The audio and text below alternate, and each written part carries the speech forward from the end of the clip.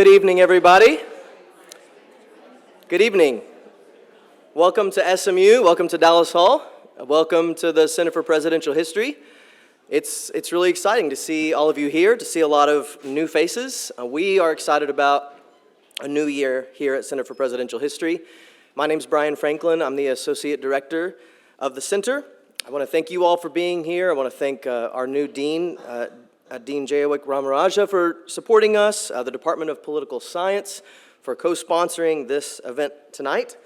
I know there are a lot of new faces. I hope you'll be so kind as to let me just introduce the CPH a little bit to you all, or maybe reintroduce for those of you who have been gone for a few months and maybe lost your memories through your excellent summer vacations.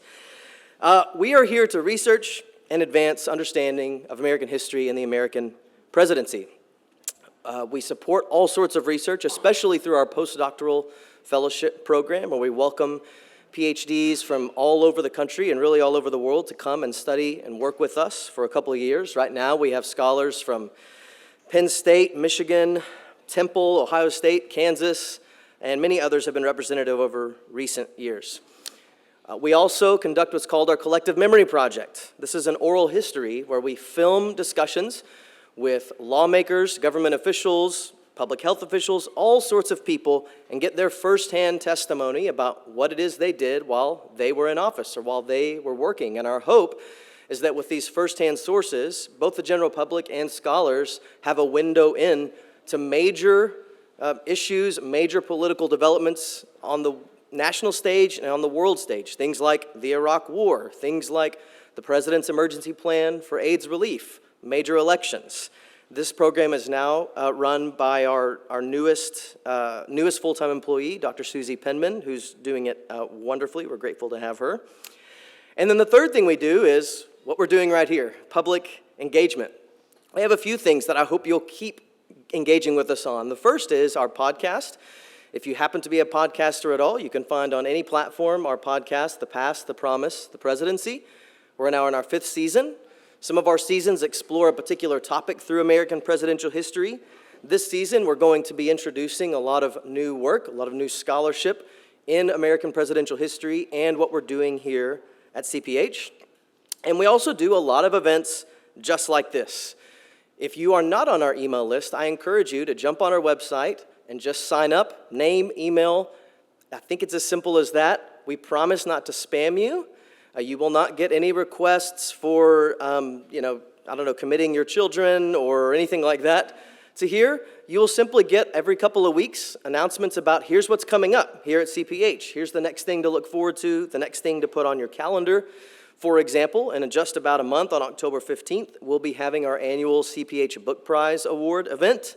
We award once every year the best first book in American presidential history, broadly speaking, written anywhere in the world. This year, that award has gone to Susan Gaunt Stearns at the University of Mississippi for her book, Empire of Commerce, which is this fascinating look at the political and economic growth of the early United States. So we encourage you to keep engaging with us. Coincidentally, another way to engage, if you didn't know, today is North Texas Giving Day. And I did not plan it that way, but I'm not upset that it is that way. If you love what we're doing, if you have benefited from what we're doing here at the Center, I want to just encourage you. We would be so thankful and honored if you would consider supporting us. There are a couple of ways you can do that, more than showing up, which we love. You could join our Article 2 Society. This is a group that, in addition to being able to just support us and contribute, also get the benefits of all sorts of invitations to special events with some of our guests, engage in sort of small group discussions and settings with some of the scholars that come through CPH. We organize some field trips. I think we've got something coming up soon with sort of a behind-the-scenes tour of the Bush Library and some of the archival stuff they have there. Another way you may have seen on the screen before we got started here was you could support the Aaron Crawford Memorial Fund for History Graduate Student Scholarship. Aaron Crawford was our very first postdoctoral fellow here at CPH. He came here in the fall of 2013. Our first postdoc, a really dear friend of mine, passed away last summer, and he was a researcher par excellence. If you imagine that the average historian you know knows the answer to the history question you're about to ask. Like, oh, that's a history person, they know, and usually we don't know the answer. It's like, I don't know anything about ancient China, why are you asking me? The difference was that Aaron always knew the answer. He was an incredible researcher and student of history, and so we have started this fund that specifically funds graduate students to be able to go to archives, to go to libraries, and continue doing the kind of work that he loved and supported. It probably is obvious to you all, but today, more than maybe in a long time, it's really important for us to double down on the importance of free speech, free inquiry. Our fellow citizens and our universities are under all sorts of attack, from individuals to governments who oppose these principles of free speech and free inquiry.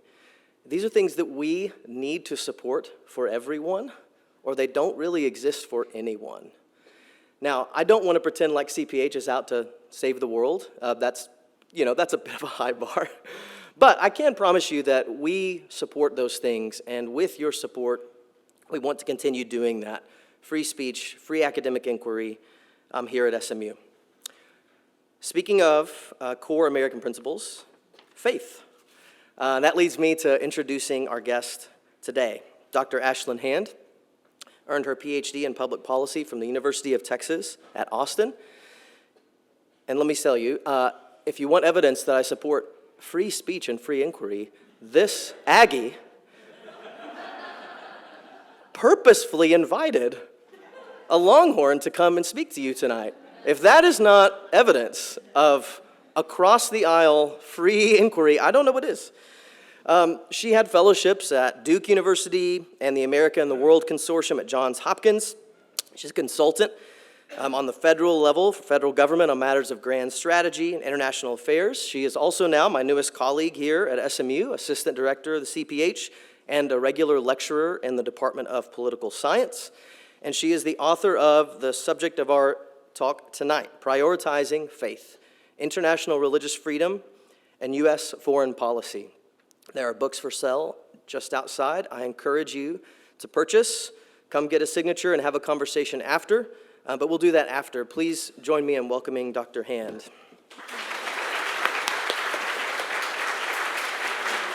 Thank you so much.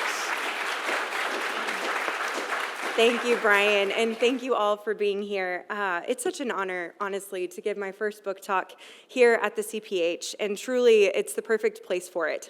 The CPH has been instrumental in getting this book over the finish line and finally out, so I'm thrilled to be with you all. I'd also like to thank the Department of Political Science for co-hosting tonight's event. And then finally, I want to thank all of you. Thank you for making the time. I know this is a busy time of year, and it means a lot to see family and friends and colleagues, even some students, thank you guys, back here today. So I'm thrilled to see you all. I wrote this book, Prioritizing Faith, U.S. Foreign Policy and International Religious Freedom, for a lot of different reasons, but it looks specifically at the International Religious Freedom Act of 1998. It analyzes the lead-up, the legislative process, and the way the IRFA was implemented, that's the kind of quirky acronym for it, was implemented across the world.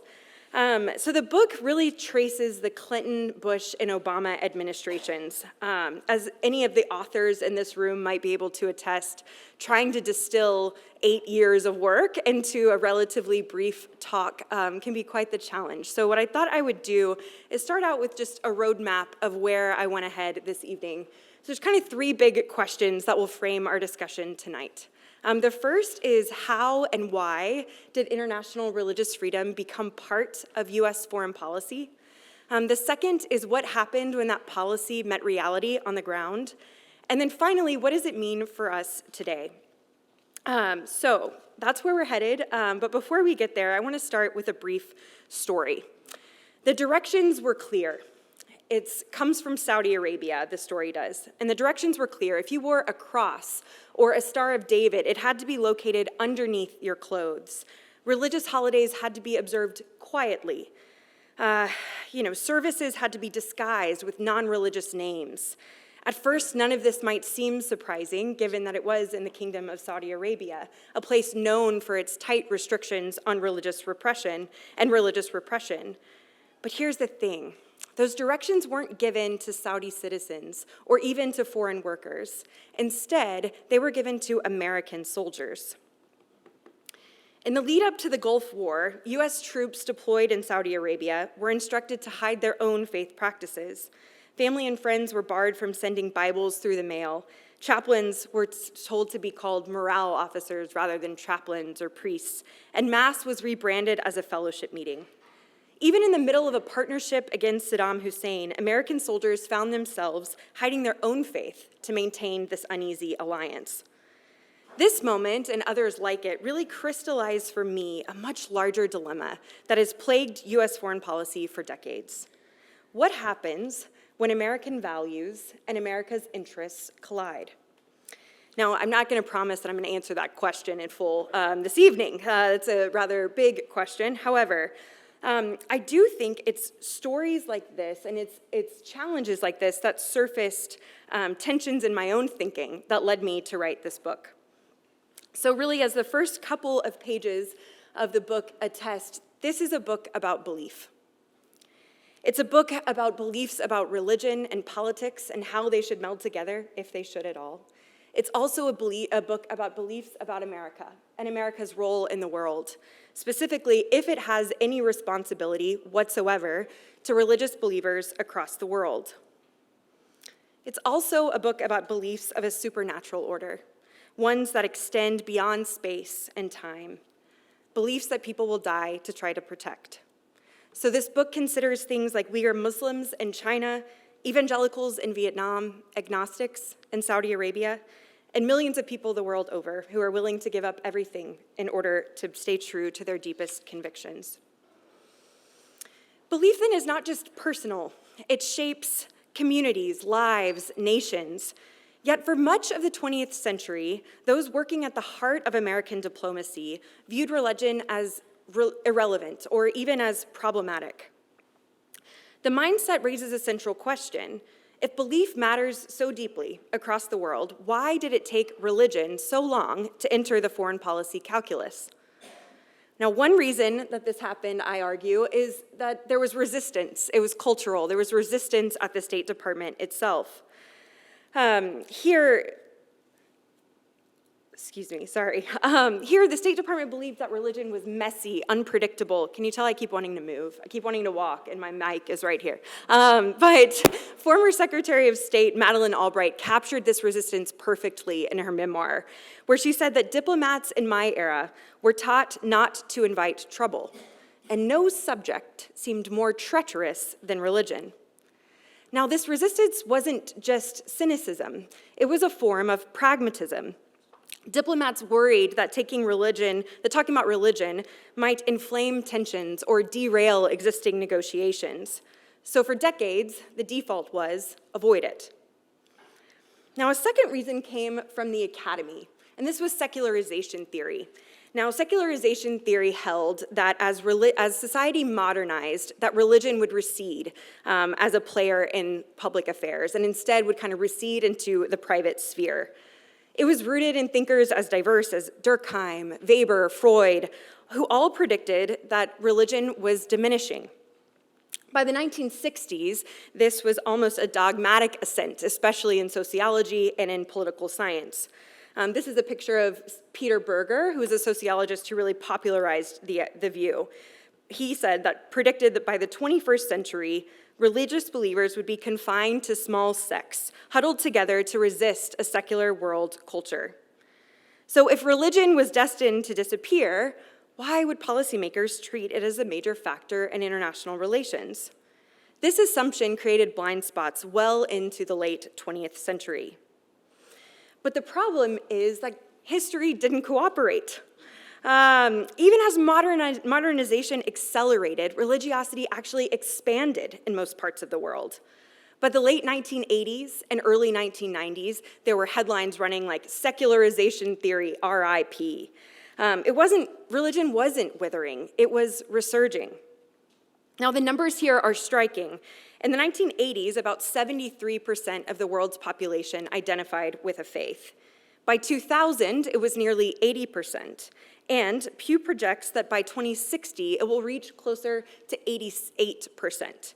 Now, I put a little asterisk there by that number because it is true that the unaffiliated, the nuns as they're often called, are rising at a slightly higher rate than we originally projected, which means that this number might be slightly inflated. But still, at 88%, the take-home is still the same. Religion is increasing across the world. It is not receding. Scholars like Monica Duffy-Toft, Daniel Philpott, and Timothy Shaw have even called our era God's century. Religion shapes war and peace, humanitarian crises, human rights, democracy, authoritarianism, all of it. Religion has a role. So by the 1990s, the assumption that religion would quietly fade was no longer tenable. Religion was clearly central to international affairs, but the US government had very few institutional ways to engage it. That gap opened a new door for a different type of advocacy and policymaking as three powerful currents began to converge. Now, the three I'd like to talk about that really answer that question of what happened with this unusual law at the end of the 1990s include first, existing evangelical and Jewish advocacy efforts. Secondly, the growing international human rights movement that kind of gave a ready-made framework for international religious freedom to take off. And then third, but probably most importantly, is this idea of the new questions about US foreign policy that were starting to be asked at the end of the Cold War. So I'm briefly going to go through each of these. Okay, so to talk about the building blocks of evangelical advocacy and Jewish advocacy, we have to go back in time a little bit further. The first current was rooted all the way back in the 1940s as evangelicals tried to assert themselves more fully into public life. They established organizations like the National Association of Evangelicals and the National Religious Broadcasters Association. They also built global relief and missionary networks, organizations like World Vision and Catholic Relief Services, which were able to tie evangelism to humanitarian aid. Jewish activism also set important precedents. In the 1970s, Jewish groups mobilized to secure the Jackson-Vanik Amendment. And this tied US trade with the Soviet Union to the rights of Jews to emigrate, to leave the Soviet Union. This linkage, which connected human rights to US leverage, became a model that religious freedom advocates would later use. By the 1990s, evangelical networks were poised to influence policy in new ways. Books like Their Blood Cries Out by Paul Marshall and In the Lion's Den by Nina Shea dramatized the plight of religious people, specifically Christians, and it gripped the consciences of many Americans. Advocacy groups like Voice of the Martyrs, Open Doors, and the Center for Religious Freedom at Freedom House mobilized churches and energized public opinion. In 1996, there was a group that came together, convened at the historic Mayflower Hotel, if any of you know it, in Washington, D.C. I think if those walls could talk, it would be something different. But they issued a statement of conscience. So it's a big group of evangelical heavyweights. And they issued a statement of conscience which said that religious freedom is not a privilege to be granted or denied by an all-powerful state, but a God-given human right. But notice what comes next. The statement didn't just affirm a principle, it insisted that the United States government itself had a responsibility to act. It is our responsibility and the government that represents us to do everything we can to secure the blessings of religious liberty to all of those suffering from religious persecution. The demand for governmental involvement was a turning point, and the result was extraordinary. More than 100 evangelical leaders signed on to this statement of conscience, and churches across denominations observed a day of prayer for the persecuted church. For the first time, we were starting to see these currents collide. We had evangelicals, Catholics, Jews, human rights activists, all rallying around a single cause of religious freedom. The second current I want to speak about is the growing human rights foundations and the growing international human rights movement, which by this point had already provided the institutional support that religious freedom advocates would then later use.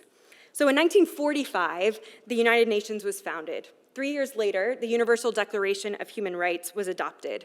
And as Marian Glendon has written in her book, A World Made New, they had to overcome intense struggles to come up with something that would be truly universal.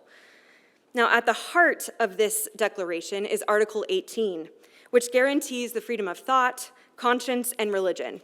Charles Malik of Lebanon played a crucial role in shaping the scope of this article.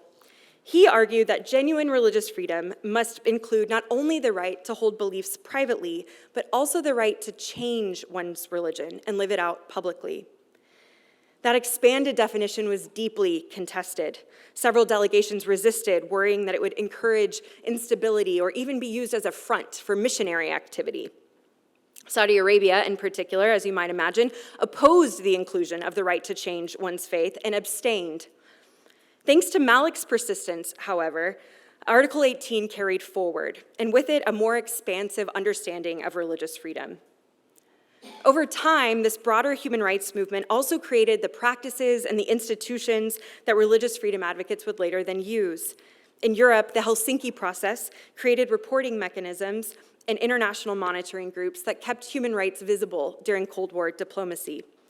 NGOs like Amnesty International built new methods of documentation and international advocacy, giving dissidents and persecuted groups a platform that they just hadn't had before. So we were finally getting people's stories. The real stories were getting out, which gripped the consciences of so many.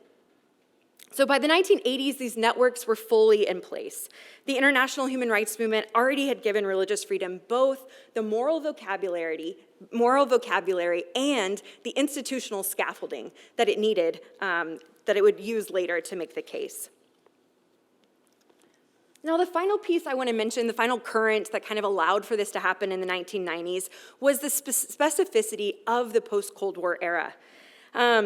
I really like the way historian Susan Woodward puts it. She says the United States went from defender of the free world and its principles to an unlimited guardian of global order and morality. She says it left the United States with no criteria for intervention, no ideology to define the national interest, and no clear basis for making choices among the many occasions calling for external action. This uncertainty played out vividly in China. In 1989, as troops opened fire on pro-democracy protesters at Tiananmen Square, killing thousands of people, many Americans were outraged at President Bush's cautious response. He prioritized long-term relations with Beijing. Evangelical leaders like Chuck Colson argue that the West risked losing its moral authority even as the rest of the world was reaching for democracy. Political scientist Alan Hertzky later observed that the end of the Cold War lifted the old ideological divides. The field was open for new alliances and new causes. And in that unsettled space, international religious freedom gained traction as part of a broader human rights commitment. So those are kind of the three things that led to this unique moment in the late 1990s. And then finally, there was enough advocacy behind the issue that it moved on to Capitol Hill. So this is when we see there's starting to be strategy sessions, there's starting to be draft legislation of more and more people that are kind of going back to that original idea that we need to bring the United States to act on this. If the State Department isn't going to do it, if the executive branch isn't willing to do it, then surely we can force and press Congress to make a difference here. So this was actually, it might surprise some of you to know, a very bipartisan group that got together to push some of this legislation forward.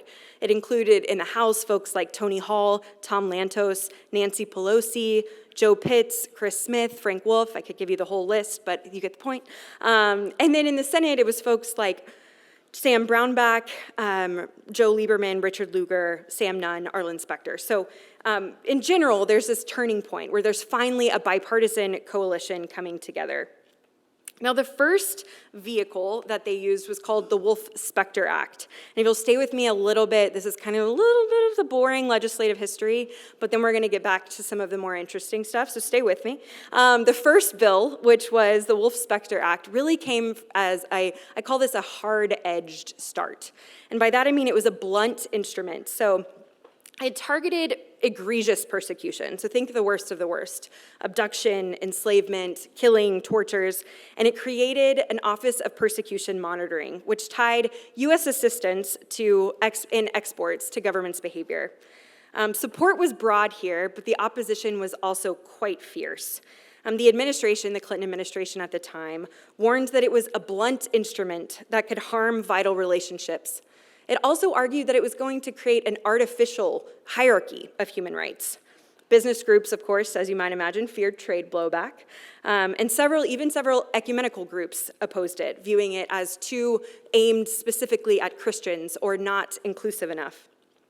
Now, Wolf-Specter passed the House, but stalled in the Senate. And it kind of forced this rethink of how they were going to get something through. I think the legislators and their staffers knew at this point in time that this was a legislative session that they were going to get something pushed if they could. So they were looking at any way to compromise. And that's how we get the IRFA. It was in many ways a compromise bill. It was sponsored by Nichols and Lieberman, but I also want to point out that the staff members played a massive role in actually drafting this legislation. I'm pointing out a couple names here. Hanford, John Hanford, who was actually on this slide right before. Where was he? Right here. This is actually John Hanford and Laura Bryant, both of which were staffers who pushed this legislation to actually happen. Interestingly enough, John Hanford becomes the second ambassador for international religious freedom, so you'll see his name in a second. Also interesting, they got married during this process. So a little bit, I don't think that has anything to do with the legislation, but they clearly had shared interests.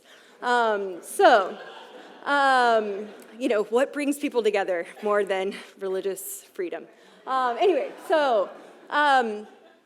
compromise bill, the IRFA itself, really broadened the scope to where it became a full range of violations. So this required the United States to basically monitor religious persecution across the globe, a massive mandate, especially for a relatively small audience. It also included what I call graduated tools, which means that there were a lot more options for the federal government to take if someone was found to be in kind of violation. And again, the aim here, at least as the reporters, the Hanford said, was changing behavior, not just punishment. So we'll get to that piece a little bit later as well, because people disagreed on what the purpose should have been. Okay, last one. Now you got to stick with me for a couple of acronyms, which I really try to avoid, but they're hard to avoid in this particular case. So what did the IRFA actually do? I used to forget this slide, and then I realized I talk about the legislation so much, and nobody actually knew what it did. So here we are. The IRFA provided the people, the processes, and the levers, basically to monitor and report on religious freedom conditions abroad. So it created two real institutions. One was the Office of Religious Freedom at the State Department. So there it's embedded within, don't exit. It's embedded within the larger diplomatic efforts. And then the second one was and I put this as a lever, but it was the U.S. Commission for International Religious Freedom. I'm going to say that again, the U.S. Commission for International Religious Freedom. So that's USCIRF. And that was an independent and bipartisan kind of watchdog organization. So already you can start to see, even in the design of this legislation, there's some friction, which is the USCIRF is created to make sure that the State Department is actually doing what it was mandated to do. So the processes that it did was really allow for these annual country reports, which again, studied all of the religious freedom violations from across the world. And it also created another lever called Countries of Particular Concern, last acronym, CPC. And the CPC really functions almost like a scarlet letter. Like once you have the designation, it actually triggers U.S. action. So those U.S. actions can range from things like sanctions to, public meetings, or there's a whole list of things that it can involve. But it also involves the possibility for real binding agreements or reforms on this legislation. So I'm going to get to that in a little bit when we talk about how policy looked on the ground. But that's the architecture that the IRFA provided. It had the people, the processes, the levers that made religion a permanent part of U.S. foreign policy. Okay. I want to pause and back up from the legislation a little bit to talk about the criticisms of the IRFA. Now, the IRFA had criticisms from all sides. You can imagine when I told people that this is what my book was about, there was one that I really liked. It was like the first guy that talked to me, and he said, "You don't want to have any friends, do you?" And I kind of took a minute, and I was like, no, I want everyone to be my friend, so I'm going to criticize everybody. I don't know that was a good approach, but it's the one that I took. Criticisms from all sides. I really divide this into two separate things. First are criticisms of IRF's purpose, so international religious freedom. And some of you may be thinking some of these questions yourselves. Should the U.S. be doing this at all? Is this just cultural imperialism or privileging Christianity? Is religious freedom truly a universal right? On the other hand, were criticisms about IRFA's effectiveness. So here we have, is the law too flexible to matter, or is it too rigid that it takes our policy options off the table? Some of the other ones around effectiveness involved this idea kind of resurfacing about, is this privileging specific rights over other rights? So from the very beginning, IRFA was squeezed on both sides, too bold for some, too weak for some, and those tensions really framed how it worked in practice. Now, these debates have been covered by scholars in great detail, but what often gets papered over are the battles that happened within the international religious freedom community. And a big part of my work in writing this book was interviewing a lot of them. And let me tell you, people are angry still, some about things that happened 20, 30, 40 years ago. And so I really want to discuss why I think that exists. And I pulled just this is directly from the book, so I know you won't be able to read all of that right now, but I wanted to set up this tension that exists within the International Religious Freedom Office and within the movement more generally. So on the one side is the IRF purists, as I call them. These are figures like Michael Horowitz, Nina Shea, who press for moral clarity, swift CPC designations, and maximum pressure. To simplify it, I think their operating question was really, how can we stand against evil in the world? On the other hand were the IRF pragmatists, leaders like Bob Seipel and John Hanford, who I just mentioned, who emphasized diplomacy, sequencing, and incremental wins. Their question was, how can we make a significant, if incremental, change for believers on the ground? So, as you might imagine, this was built in some ways to the legislation itself. You have USERF, that watchdog organization I told you about, who was always just at the bully pulpit, wanted to rage against religious freedom issues all the time. But then you had the diplomats who were forced to work within the constraints of the State Department. And so that's typically the lines that it separated on. You had the people working within the US government and those who were able to kind of speak to things from outside. So I give you all that background because it's going to help make sense of some of the things that we talk about in the implementation. That wraps up, though, our first question, which is, how did this legislation become law in the 1990s? I'd like to shift to what I think is a more interesting question. Okay, so it's passed. We finally got it through. What happened when policy met reality? We're going to do so by zooming out first and looking at the presidential strategies that shaped international religious freedom policy. And then we can zoom in a little bit more specifically on the Vietnam case, where we really kind of see how this legislation is put to the test. So let me sketch out the presidential frames for you. I wonder if you come into a talk like this, you probably have some preconceived ideas about which presidents maybe prioritized religious freedom, which ones avoided it like the plague, those types of things. And I really want to give you a frame for how I view it in the book, because I hope it'll be helpful. So first, I view that President Clinton and the Clinton administration really represented the last holdout of that old school diplomatic paradigm, the one that wanted to avoid religion in international affairs. But over the course of his presidency, as we saw earlier in this talk, that paradigm had to give way. And it was under the Clinton administration that these new institutions were formed. So even though there was reluctance and caution from the Clinton administration, I still identify him and the administration as the one that really institutionalized religious freedom policy in the executive branch. President George Bush, as you may understand, approached things quite differently. His own evangelical faith made him far more comfortable speaking publicly about religion and meeting with religious leaders. He often invoked America's first freedom in moral terms, and he tied religious liberty to his broader freedom agenda. But the war on terror loomed over everything. It blurred the lines between advancing religious freedom and countering extremism, making sustained progress more difficult. President Obama took, I call that Bush administration personalized international religious freedom. But then there's the Obama administration, which took yet another path. Now, he was far less drawn to the idea of rooting religious freedom concerns specifically in American history, and instead tried to make it more international in scope. So he really emphasized Article 18 in the Universal Declaration of Human Rights.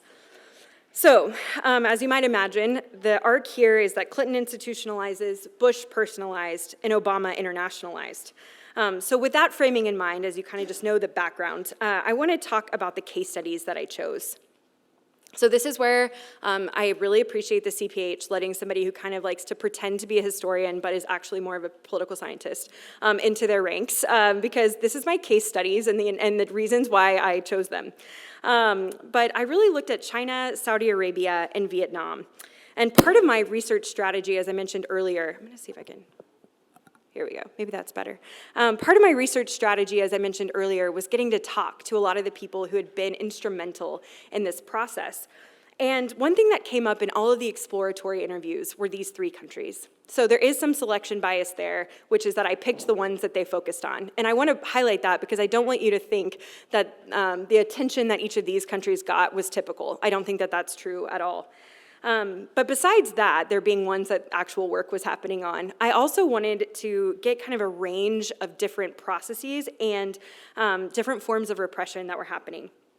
So China, the first case, shows what happens when the US confronts a major power that systematically represses multiple religious groups. Now here, religious freedom had to compete with things like security concerns, trade, regional stability, you name it, with China. But China's global weight made the US leverage far more limited. Now, Vietnam offers a contrast. Another communist regime, yes, but one where the US had real leverage and where it was able to use this new law, the IRFA, in creative ways, and it actually worked. We'll get there in just a second. Saudi Arabia highlights the challenge of working with a strategic ally that is also a theocratic regime. Here, the tension between promoting religious freedom and confronting extremism was constant. Saudi Arabia was actually only willing to partner with the United States at all when it felt the effects of terrorism within its own borders. So, like I said, those are the three case studies that I covered. I'm going to talk a little bit more about Vietnam now. Vietnam's history of religion and religious freedom is complicated.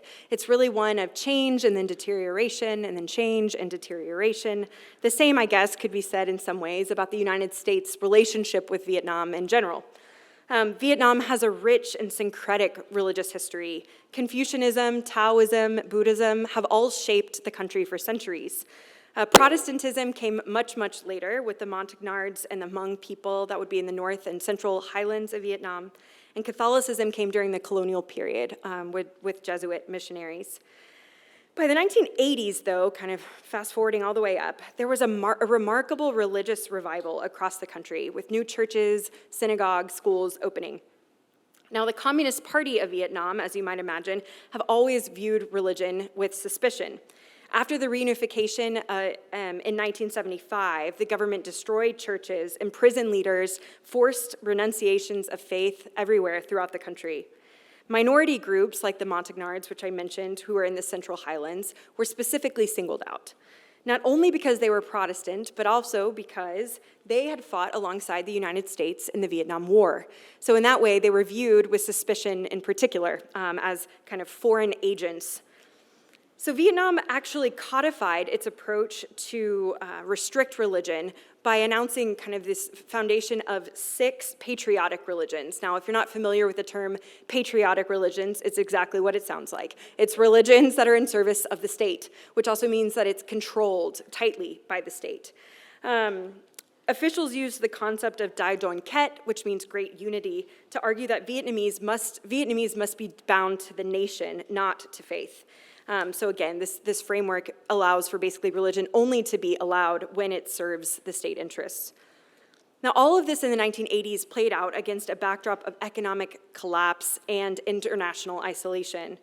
But in 1986, during the renovation reforms that opened Vietnam's economy to global trade, that same opening unleashed new religious growth, especially among Protestant communities. And as you might imagine, Vietnam once again cracked down. Okay, so by the 1990s, the Vietnam was seeking to normalize its trade relationship with the United States, but its international religious freedom conditions were becoming a sticking point. For advocates in Washington, this actually created quite the opportunity. Here was a situation, yes, with deep and ongoing egregious repression, but also a place where the United States had real leverage. So let me talk a little bit about what I mean by leverage. There's really two things I want to talk about here. First is the oh, my bad. It wasn't opened. So first, on the economic side, Vietnam was desperate to normalize its trade relationship with the United States and to join the global economy. After decades of isolation, Hanoi signed a bilateral trade agreement with the United States in the year 2000 and set its sights on further integration by joining the World Trade Organization. Now, to give you a sense of scale, U.S.-Vietnam trade jumped from under $500 million in the mid-1990s to nearly $8 billion by the early 2000s. So Vietnamese leaders knew that they needed American approval to kind of keep this momentum going. But there was also something else that needs to be mentioned here. On the security side, Vietnam was increasingly anxious about China. The two countries had fought a bloody border war in 1979, and in the early 2000s, Beijing's growing aggression in the South China Sea had Vietnam nervous. It was anxious for closer ties to Washington. So again, this meant that U.S. diplomats had more bargaining power.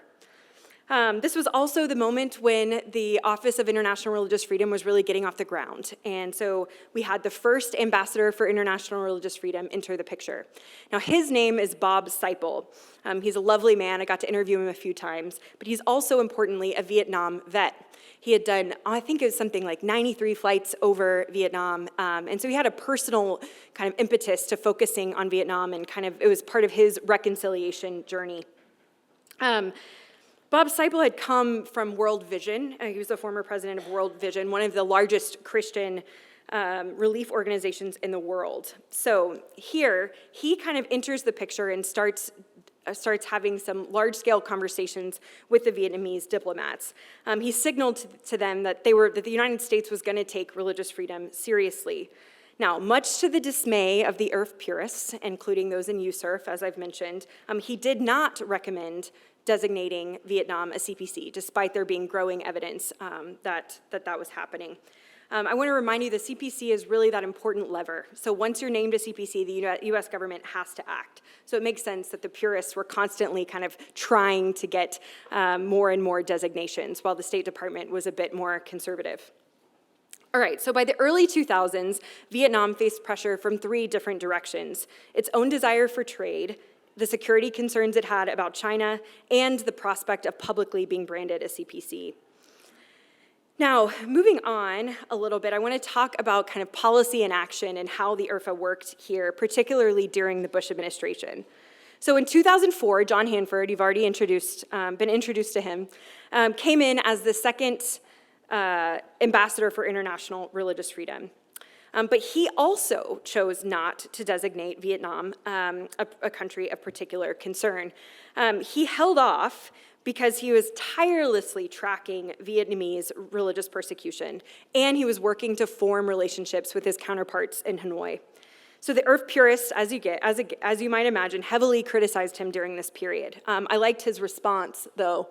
I'd rather take a little heat from USURF for one extra year over a country that they feel should be designated, but then make a lot of progress after that. Within the State Department, people respected that they were not brainwashed, or that they were not blindsided.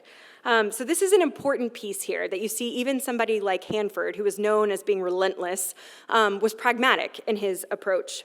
I actually wanted to take just a minute to give you a personal note from my research to talk about John Hanford. So you may be wondering, why is there a calendar, like my personal calendar, located here? I regret to inform you that I no longer know who BC was, and I also can't tell you if we had coffee. But I wish them well. And then you see that I was supposed to be reviewing chapter 4. I think I did that. But then you get here at the end. Now, this interview was supposed to be 2 hours long. It was slated from 1:30 to 3:30. You see, I was supposed to get some job materials to my friend Alexandra, and then we were going to have a drink. None of that happened at the end because this interview went till 8 p.m. I got better as time went on at making my interviewees stay focused, but I point this out for a very specific reason, which is, for me, the interviews that I actually did, sometimes it wasn't what they said that gave me the information that I needed. It was, I could see someone's personality. And here with John Hanford, he doesn't leave. And that, I think, is how he made progress in Vietnam. He just didn't leave. He didn't go anywhere. And when I asked him about it, he was like, Vietnamese food is really good. So there you go. So he pushed and pushed and pushed. So once, finally in 2004, they decide to make Vietnam a CPC. So the Scarlet Letter designation happens. And they start to put together what is a binding agreement. Now, this is the only time in the legislation's history, I want to be clear about that, where this worked this way. But Vietnam actually complied. So overnight, because they wanted to get this CPC designation removed, there were incredible results for religious freedom for believers on the ground. So almost overnight, hundreds of believers who had been jailed for religious activities were released. The government officially outlawed the practice of forced renunciation, something that had devastated Protestant communities, especially in the Central Highlands. Dozens of churches were reopened, and house churches were granted legal recognition for the first time. The government also, and this one's important even if it's nerdy, planned to renew the registration process. And the reason that was important is because a lot of these religious communities had been forced underground because they couldn't even register legally. So these reforms didn't mean that Vietnam immediately became a model religious freedom state, far from it. But they did show what was possible when the United States had leverage and was willing to use the tools that Congress had created. So for the International Religious Freedom Office, this was a watershed moment, proof that the law could actually deliver results on the ground. Now, the case of Vietnam is inspiring, but it's also sobering, because on the one hand, this binding agreement produced the results that people were looking for. People's lives were changed overnight. And for a time, Vietnam came off the CPC list. And actually, that's not true. It remains off the CPC list. A clear signal that the United States believed that real progress had been made. But a lot of those gains proved fragile. By the late 2000s and into the Obama years, as Vietnam's economic integration advanced and its need for U.S. approval waned, religious repression crept back in. House churches once again faced harassment. Some Protestant communities that had finally started to see some relief were forced back underground. Now, like I said, it still hasn't returned to the CPC list, much to the earth purists' dismay. But the lesson here is straightforward, but I think it's important, which is that international religious freedom never happens in a vacuum. Progress depends not just on good laws or committed ambassadors, but on the broader geopolitical context. When the United States has leverage and chooses to use it, meaningful change is possible. When other interests like trade, security, or great power politics take precedence, which they usually do, religious freedom falls off the agenda. Now, I want to offer a few other reflections that go beyond Vietnam, specifically telling you some about Saudi Arabia and China. So first, let's start with China. China is a country, as you may know, where religious persecution is severe and wide-ranging. Tibetan Buddhists, Uyghur Muslims, underground Catholics, unregistered Protestant groups, they've all faced systematic repression. But unlike Vietnam, the United States has relatively little leverage. By the late 1990s and 2000s, trade and security considerations with Beijing almost always outweighed human rights concern. Even when President Clinton initially tied U.S. trade status to human rights progress, he later backed away. Here, the link to terrorism and extremism also complicated the picture. After 9/11, the Chinese government began framing its own crackdown on Uyghur Muslims as part of a larger war on terror, which made the United States have an even harder time pushing back against that narrative. In short, I think China shows in my work how difficult it is to make progress in a place where the target government is a great power and other priorities like the ones that we just talked about, including counterterrorism cooperation, really dominated the agenda. Let's see. And then moving forward, also, I want to briefly talk about Saudi Arabia. It presented such a different type of challenge. Here, the United States is dealing with a close strategic partner, oil, security, energy, whose government is also a theocracy and tightly restricts religious freedom. During the 1990s and 2000s, U.S. diplomats pressed Riyadh to curb extremist teachings, particularly in textbooks. So here the focus, especially 9/11, came, how do we get at the root of where this extremism is happening in order to protect U.S. interests? Now, I would say some progress was made there, but it really wasn't until terrorism struck within Saudi Arabia's borders where I think leadership understood that this was also a domestic problem for them, where we could make some of the progress, but again, it was limited. This picture here is of the Khobar Towers bombing in 1996, but there were also bombings in Riyadh in 2003 that were done by Al-Qaeda that also, I think, kind of prompted them to change, especially some of the most extreme stuff that was coming out. Okay. So my book really stops at the end of the Obama administration. That's the scope, that we look at the Clinton, Bush, and Obama years. Clearly, things have continued. They have still happened. So I want to give you just an overview briefly as we wrap up on more recent administrations. So this gives us a sense of how things have developed. In his first term, President Trump gave international religious freedom a lot more prominence, especially through Secretary of State Mike Pompeo and Ambassador Sam Brownback. The Ministerial to Advance Religious Freedom brought together hundreds of leaders from all over the world, and it looked like for a moment that IRF policy was really going to be a centerpiece in U.S. diplomacy. But at the same time, as you may have noticed, a deep polarization in U.S. politics colored how these efforts were received. Many praised the scale and ambition, but others argued that the issue was being politicized or that it was narrowly framing religious freedom as just an excuse to protect Christian values. Now, President Biden, by contrast, emphasized multilateralism and worked to integrate IRF efforts into a broader human rights agenda, much like they had during the Obama administration. So his administration put new focus on protecting vulnerable minorities and linking religious freedom to democracy promotion and development. Again, critics pushed back and worried that now religious freedom was going to be subsumed into this larger, broader human rights agenda, which losing the distinct visibility that they thought was merited with the IRFA. Now, President Trump came back in office for a second term, as you well know, and those tensions have only sharpened. Widespread cuts across the State Department have reduced the IRF office's authority, even as polarization around the issue has only deepened. Once again, the same pattern that we've seen since the 1990s emerges. Religious freedom rises or falls, depending on presidential framing, bureaucratic support, and the larger geopolitical context. So that's an overview of the dynamics and histories told in this book, from the advocacy coalitions that pushed for change, to the law that Congress passed, to the cases where it was tested in practice, including Vietnam, China, Saudi Arabia. We can see both the promise and the limits of this type of work. The lesson here is not just that context matters, but how it matters.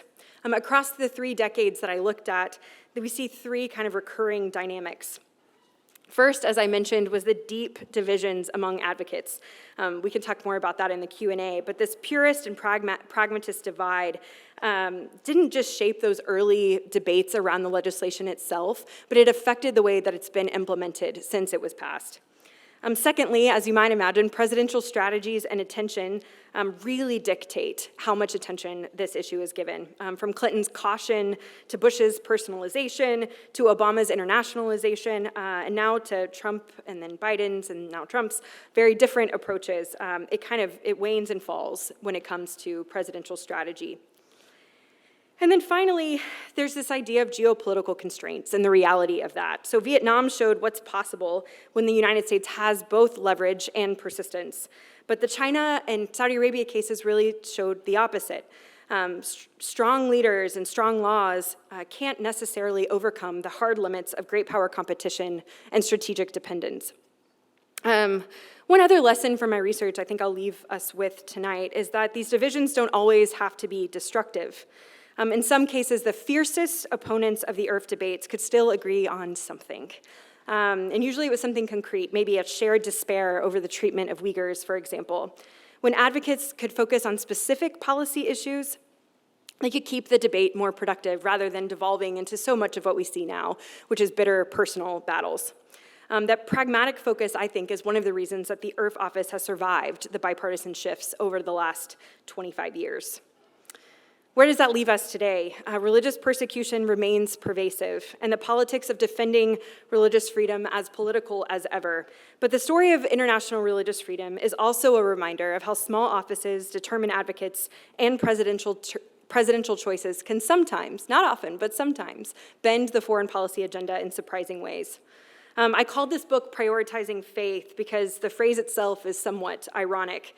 Even after the United States elevated religious freedom in the 1990s, it was rarely the top priority in practice. And at the same time, many other governments were prioritizing faith too, some by fostering it, others by repressing or controlling it. I loved this quote from Bob Seipel. He gave this, this is the first ambassador for religious freedom. He gave this at the first report where he says, the goal of this work is to signal unambiguously to persecutor and persecuted alike that they will not be forgotten. So that's the story in broad strokes. I'll stop there, but I'd love to take your questions. Thank you.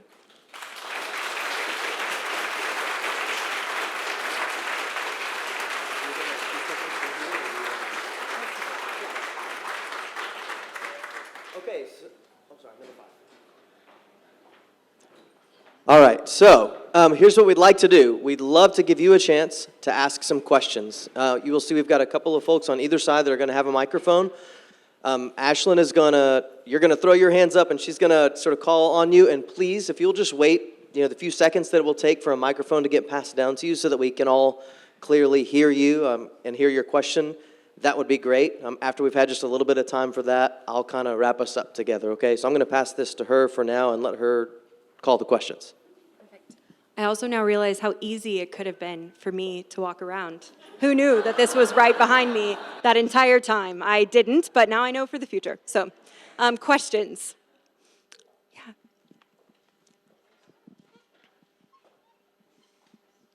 So the Vietnam case sort of suggests, the U.S. was willing to exert pressure when it wasn't terribly costly, and the China case sort of suggests the U.S. wasn't willing to exert pressure when it was fairly costly.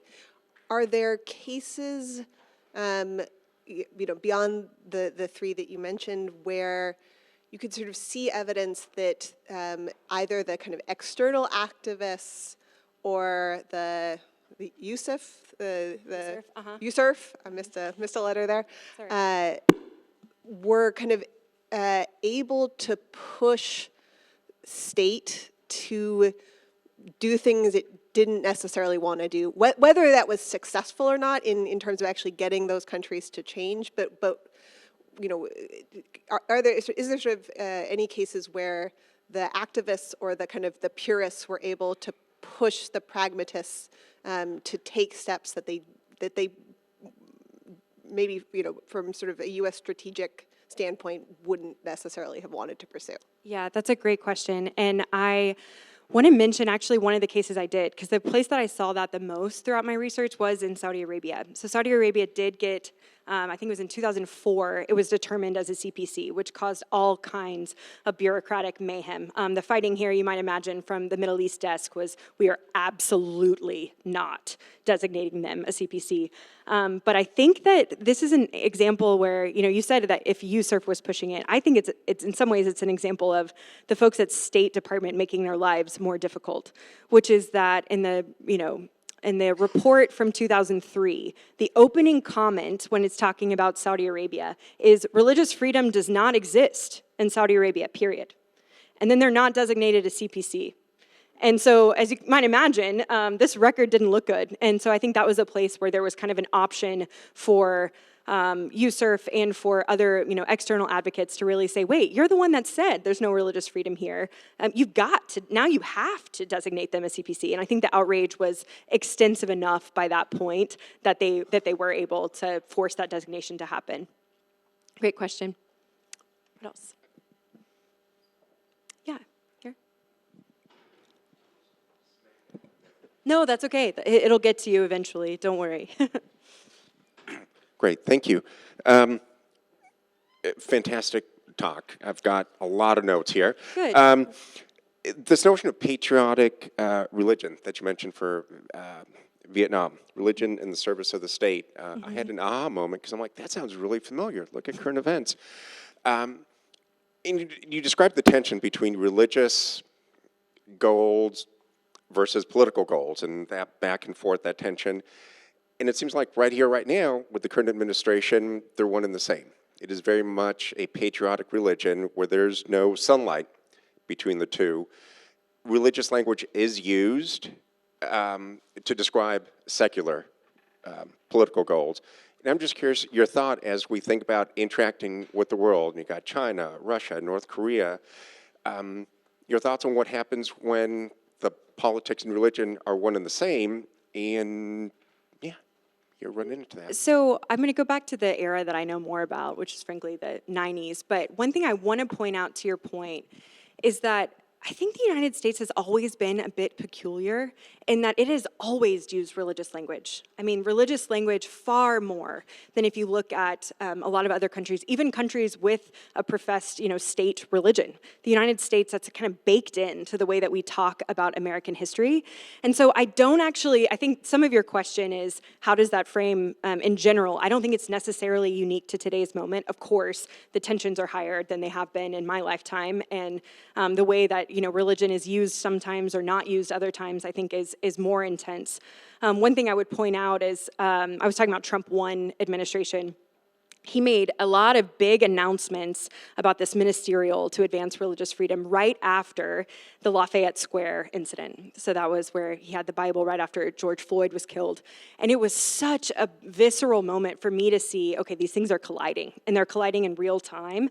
And so I don't necessarily know that I have any new things to offer you other than to say that this isn't unique fully in American history. We're just seeing it turned all the way up. Yeah. Other questions? Yeah. Hi, Dr. Han. Thank Hi. you so much. I think I speak for everyone here. I feel like I learned a lot, and I'm even more excited to read your book. I am You get an A curious- automatically. Well done. The semester is you. done. This is great. Yeah. I'm curious to know more about your research process. What did that look like for you? I know that you mentioned a few interviews. I know that you could probably talk about this all night, but what were your favorite parts, or what was the process of your research? Yeah, great question. So it feels impossible not to mention that I did the core of my research during this period in 2020. I made a wise, terrible decision, sorry, Mark, my husband's back there, to move to DC in the spring of 2020. And the goal was, because I was going to have close proximity to do all my interviews in person. So that didn't happen. As you might imagine, those plans changed very, very quickly. So one thing I think about with the research process was just the fact that a lot of these interviews were happening on Zoom, which was hard because I wanted to be in person and I wanted to see their environments and that kind of thing. The benefit of that, however, is that I think I got a lot more people who would talk to me. Washington is full of, you're doing something every night, you're going from thing to thing. These ambassadors, had a lot on their calendar, and suddenly their calendars were empty, and I could fill them, which also might have been why John Hanford took 8 hours of my time. It's fine, but so yeah, the interview process was great. I really tried, one of the things that I tried to do, I started with this master list that went from the top ambassadors who kind of ruled the roost in these issues all the way down to, I interviewed a few interns that had been there and that was purposeful. I mean, I went really far back in the archives, and that's where you got all the dirt, right? The people who had been in positions of power, they had these beautiful, canned, let me tell you exactly how it happened, answers, and then you had the interns that were like, it didn't happen like that. That didn't happen. And so that was one thing that I tried to do. The other note that I'll say about the research process and the interviews themselves was how do I put this?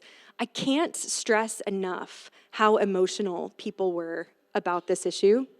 And I think that comes from several reasons. One, I think a lot of these people were religious themselves or even had been part of communities that had been persecuted before, so that they were kind of led into this type of activism with a real specific reason.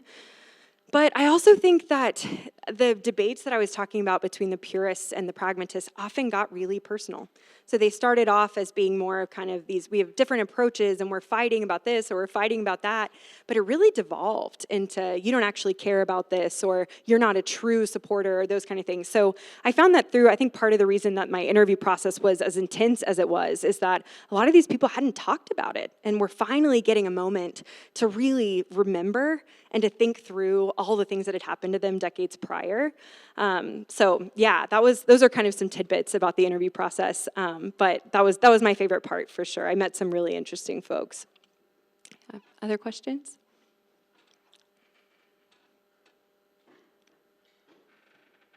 Yeah.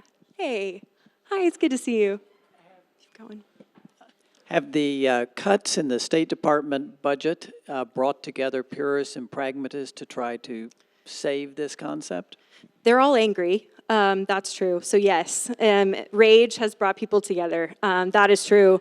It's still unclear how these budget cuts are actually going to affect the IRF office, in part because the ideas about reorganization have been really tricky. So one of the things, there's a chapter in the book, depending on how much of a nerd you are, you can go directly to this chapter, which is on the bureaucratic politics and the way that the bureaucracy really shaped how this policy happened in practice. And so what we've already seen is throughout the period that I studied, sometimes the bureaucracy worked in IRF's favor, where they did have this like direct ear to the Secretary of State. That's how the law was written originally. But throughout the past 25 years, it's kind of gone, that proximity to the top leadership has waned. And so basically, over several different times, the International Religious Freedom Office will be confined to being underneath Human Rights, Democracy, and Labor, as it used to be called, or now Human Rights Bureau. And so I think a long answer to your question is that yes, people are worried. I think that there's still big uncertainty about what the bureaucratic changes are going to mean for the IRF office, but time will tell. Either way, they're already suffering from the cuts. And of course, when there's massive cuts like this, the mandates don't change. So, you're still supposed to give a full account for every country, but suddenly your staff is much smaller. So there's, new ideas, and we'll see how it affects, but good question. Oh yeah, Will. Thank you, Dr. Hand. That was really wonderful. You mentioned your interviews and talked about John Hanford, and was there anybody that you wanted to interview that you didn't get to interview or wouldn't speak to you that you really wish you could have talked to? So many. Yes, and those are awkward emails to send, right? I'm a doctoral student. Could I have, sometimes you just get ignored. But the one that really was hard was the third ambassador for international religious freedom. Her name was Susan Johnson Cook, and so she was there just for I think a year and a half under the Obama administration. But I had received there was a lot of criticism about her and her job in that leadership role that I wanted to give her an opportunity to speak to and to contextualize for me, and that was one that. Despite my pushing several times, I wasn't able to actually talk to her. Yeah. Right. Is there, you talked about Vietnam, China, Saudi Arabia, 90s, 2000s. If we were to pay attention to this issue now, what are kind of the hot button topics in the world now? Like, are there current discussions about countries that are being labeled CPC that haven't in the past? Like, just as a citizen now, where should I look on this issue? Okay, now I'm walking back to my little podium here, but I pulled this because I was interested. I follow, obviously, this stuff, and right now I think there's something like 13 that are on the list. China is still very much, I think what's happening to the Uyghur population in China is just devastating. And it continues there's new technology and new ways to make it more devastating, but that one still comes to the top of my list. Saudi Arabia, still high up there. The ones that I would say that maybe don't give enough attention are Eritrea, where things continue to be quite bleak. And then Pakistan. And Pakistan, our relationship with them has done the same as what we've talked about with the Saudi Arabia case, that in the Middle East, very tenuous. But those are places I think if I were looking now, I would pay special attention to. One thing that also got added, if I could build on that, is that in later iterations, this was after the scope of my book ends, but now they've started doing entities of particular concern, which I think was a really smart addition. So basically to say that some of our enemies aren't actually states, or some of the enemies to religious freedom aren't actually states. They're things like Boko Haram or Al-Qaeda or ISIS. And so including non-state actors, I think would be another piece of that puzzle. All right, well, I want to encourage you all, if you can get a book right outside to do so. Dr. Hand will be hanging out here a little bit longer if you'd like to ask another question, get her to sign, engage in conversation. Thank you so much for joining us tonight. We really appreciate it. Dr. Hand.